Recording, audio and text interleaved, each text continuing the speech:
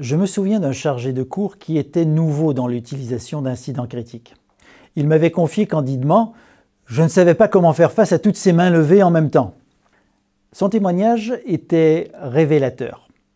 En effet, plusieurs professeurs peuvent regretter une forme d'apathie en salle de cours et peu de participation.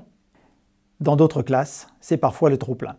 Mais alors, que se passe-t-il donc? Et comment ensuite gérer tout cela? C'est au fond assez simple. Il faut avoir du matériel qui ait du punch, du matériel qui intéresse l'auditoire et génère cette participation. Mais une fois obtenue, il faudra également la maintenir et la canaliser tout au long du cours.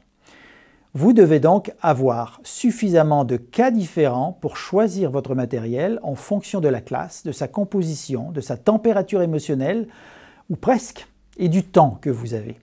Une fois le cas choisi, vous pouvez le donner aux élèves en amont du cours afin qu'ils le lisent chez eux.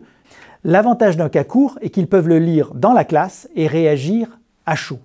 En effet, ça va vous paraître très simple, on n'a jamais deux fois la première émotion. C'est comme un cuisinier qui demanderait une semaine plus tard à ses clients ce qu'ils ont pensé d'un plat. Ce n'est pas la même chose.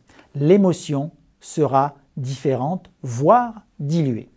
Maintenant que le cas est entre leurs mains, qu'ils le lisent devant vous, regardez votre classe et soyez attentifs aux étudiants qui la composent. Il s'agit de déceler le plus finement possible, une fois la discussion enclenchée, ceux et celles qu'il faudra relancer, aller chercher, stimuler, surveiller gentiment. En gros, créer la qualité de l'interaction, faire un avec votre groupe et leur montrer votre bienveillante attention, le fait que vous vous souciez d'eux. Ils vous en seront peut-être reconnaissants. Soyez vigilants aussi à prendre en compte tous les avis en donnant un temps de parole limité et en faisant tourner cette parole. Pour cela, choisissez un scribe, à savoir une personne qui va tenir le crayon ou le feutre à votre place et noter au tableau toutes les réactions des étudiants. Cette étape est importante car il faut que vous vous libériez de cette tâche afin de faire face à votre classe pour voir leurs réactions. Ce scribe devra tracer une ligne verticale à la gauche du tableau avec en haut l'intitulé « mots-clés ». Pourquoi? Eh bien, chaque étudiant doit pouvoir apporter sa petite pierre à l'édifice de la discussion et sa vision ou son ressenti personnel du cas.